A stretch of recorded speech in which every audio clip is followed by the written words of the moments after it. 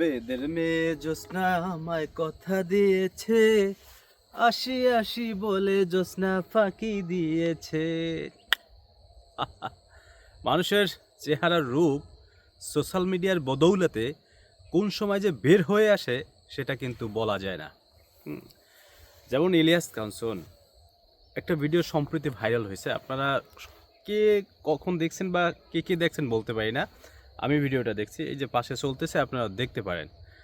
মূলত যে বিষয়টা হলো এটা হলো ব্যবহার।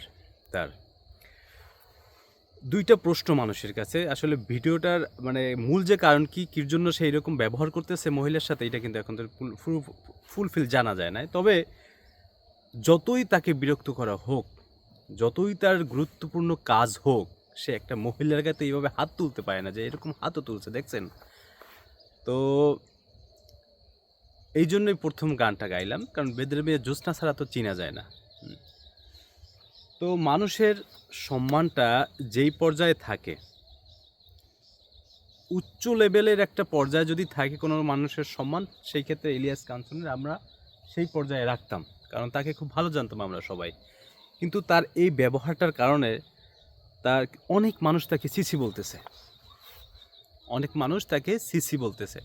আর বলবে না বা কেন, মহিলাটা কত করে বলতেছে, স্যার আমার একটু কথা শোনেন। উনি যদি সিম্পলি একটু কথা শুনতো তাহলে মনে হয় মহিলাটার অনেক শান্তি পেত, আর ওনারও এত দুর্নাম হতো না। সব কিছুর প্রেক্ষাপট যে বিষয়টা, সেটা হলো যে ওনার এরকম গায়ে হাত তোলার যে বিষয়টা, এই জিনিসটা আসলে একেবারেই দৃষ্টিকটু লাগছে।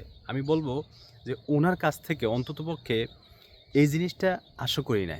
এই জন্য ওনার জন্য বিশেষত আসলে আরও যারা মিডিয়া কর্মী আছে তাদেরও খারাপ জানতে আছে মানুষ, যে আসলে উপরে উপরে মানুষ যেভাবেই যতই ভালো সাজুক না কেন, তাদের ভিতরে গুরুমসি আর তাদের ভিতরে অহংকার দাম্ভিকতা, এটা প্রত্যেকটা মানুষের ভিতরে মনে হয় আছে। এইরকম একটা চিন্তাভাবনা মানুষের ভিতরে এখন তৈরি হয়ে যাইতেছে, কারণ মানুষের ব্যবহার এখন আর লুকায়িত কিছু নাই। আপনি যাই করবেন, আপনার সোশ্যাল মিডিয়ার বদৌলতে আমাদের কাছে চলে আসে এবং জনগণের কাছে সেটা চলে যায়।